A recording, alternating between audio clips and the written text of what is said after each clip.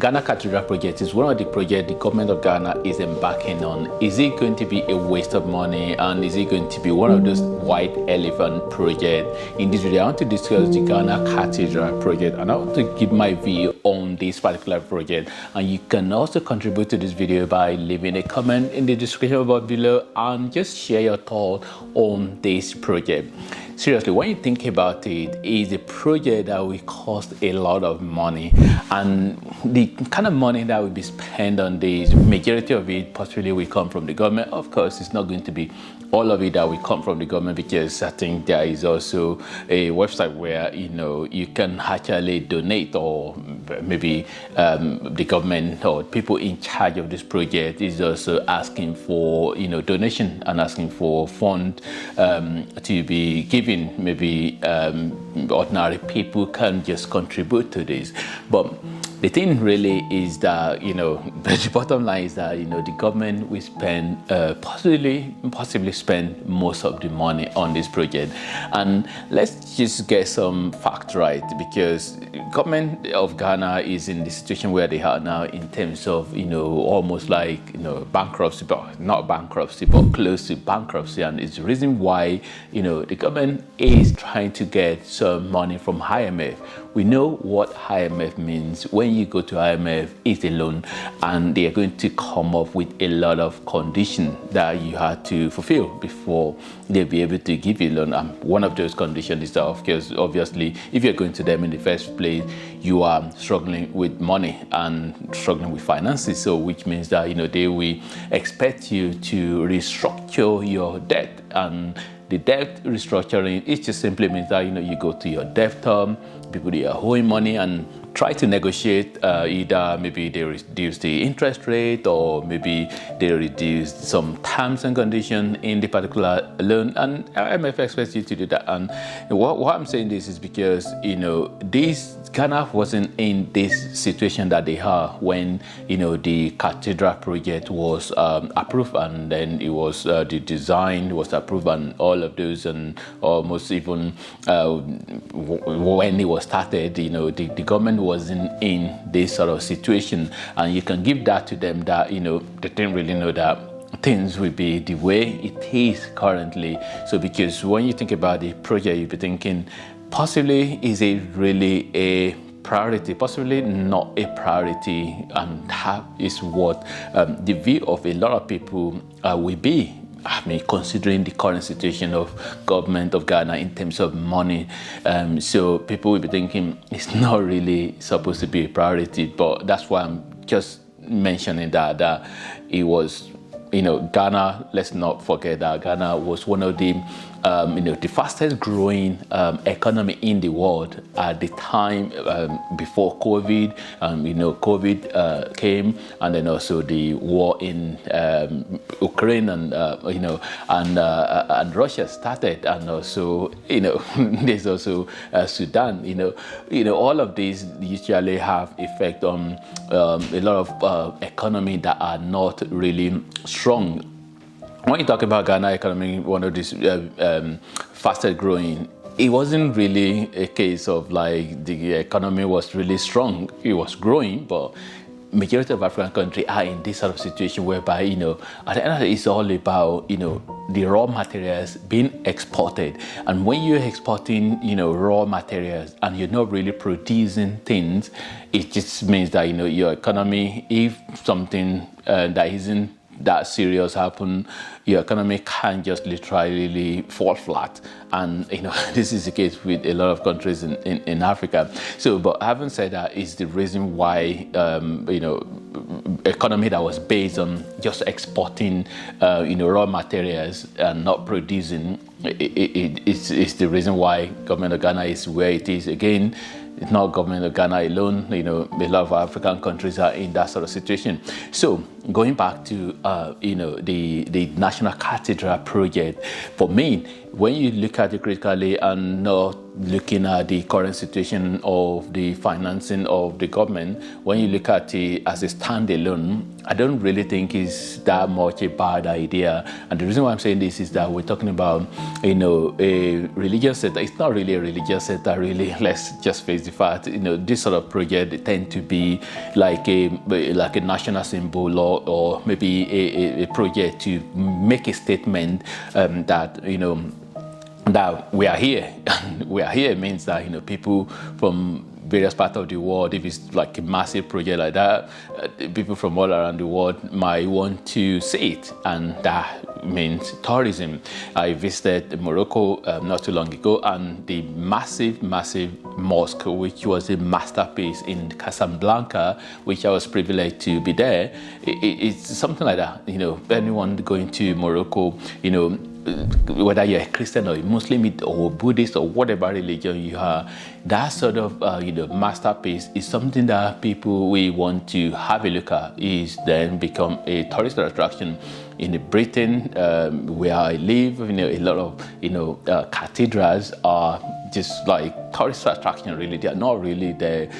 Well, I mean, they do service there, they do some form of worship, but face the fact that they are just more of a tourist attraction rather than a place of worship. So if Morocco were able to build that that mosque in Casablanca, which is massive, and we know Morocco majority Muslim, so not a bad idea.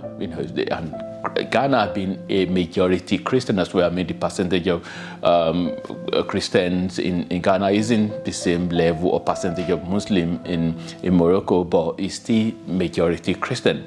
And having that from religion point of view, not a bad idea, but and then from the tourism point of view as well, not a bad idea that people we want to see. So is then another thing whether, well, let me actually speak to the fact that Ghana is a country that has great potential in terms of tourism, because it's a peaceful country, stable government, good democracy. So people, it might just attract a lot of people that we want to come and see when it's completed, well, if it end up to being completed. But in terms of, but you can also argue on the other way around that, it might just end up to be that, it's completed and nobody is really interested to see it. Nobody might, people might not be keen to want to see it. So because when you look at, things like some projects like these, maybe comparing Morocco, for example, Morocco is a country already that have a lot of other, tourist attraction that people want to go and see, and some, charming city like, Marrakesh and a lot of other places. But for Ghana, it might just be that, it's not really, it might not attract anybody to want to go and see. It might just be the normal, regular people that just go to Morocco, that just go to Ghana, that just go anyway, and might just be a case of, and then it might not be massive enough for people to want to see. So like some other part of the world whereby, maybe UAE is a good example, Dubai, and the way they just constantly come up with something that they want people to come and have a look at. So they always want to build the biggest or the tallest, whatever. And, so Ghana been building the, National Cathedral.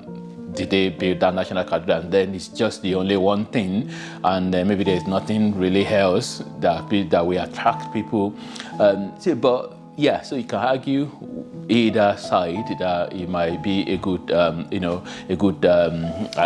tourist attraction. But for me, in terms of like saying maybe worship, a good worship center, because Ghana is majority Christian, and maybe there's sort of a religion and spirituality connecting that we want to worship God there and all of that. I don't think that is the case. I don't really think that is the case. So maybe there is a call from God for it to be built.